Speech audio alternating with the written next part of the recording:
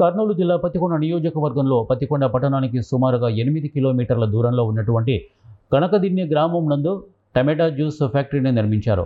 బుధవారం ఉదయం 11 గంటలకు కర్నూలు కలెక్టర్ సిరి టమాటా జ్యూస్ ఫ్యాక్టరీని పరిశీలించారు.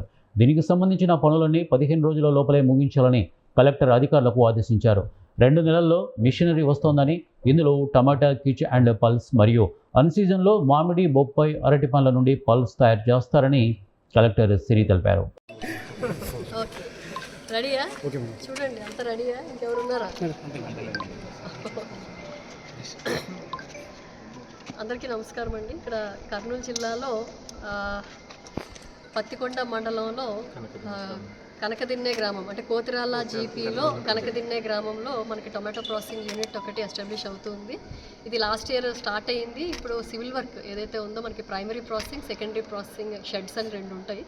సో ఈ 2 కూడా కంప్లీట్ అవ్వడం జరిగింది. సివిల్ వర్క్స్ కంప్లీట్ అయినాయి. ఇంకా మెషినరీకి కూడా ఇప్పుడు వర్క్ ఆర్డర్ ఇచ్చారు.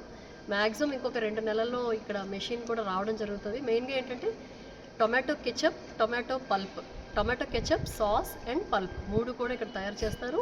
అండ్ అన్సీజన్ ఏదైనా ఉండి మ్యాంగో అది ఉన్నప్పుడు మ్యాంగో కానీ, బనానా కానీ, పప్పాయ, గోవా వీటి తాలూకా పల్ప్ ఎక్స్ట్రాక్ట్స్ కూడా చేయడం జరుగుతుంది. మెయిన్గా ఏంటంటే టొమాటో ధర తగ్గడం వల్ల అంటే ఇక్కడ మనకి ఈ ప్రాసెసింగ్ యూనిట్లో మనకి సాహో వెరైటీ, సాహితీ వెరైటీ, 448 వెరైటీ ఎక్కువగా ఈ పల్ప్కి పనికొస్తుంది కాబట్టి ఆ వెరైటీస్ ఇక్కడ చుట్టుపక్కల ఉన్న ఫార్మర్స్ వేయడం జరిగింది.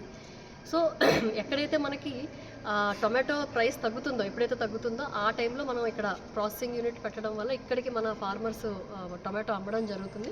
ముఖ్యంగా చూసుకుంటే ఇక్కడ పల్ప్ మనకి ఒక గంటకి ఒక 6 టన్స్ ఆఫ్ పల్ప్, అలాగే per day 3 metric tons of ketchup తయారవుతుంది.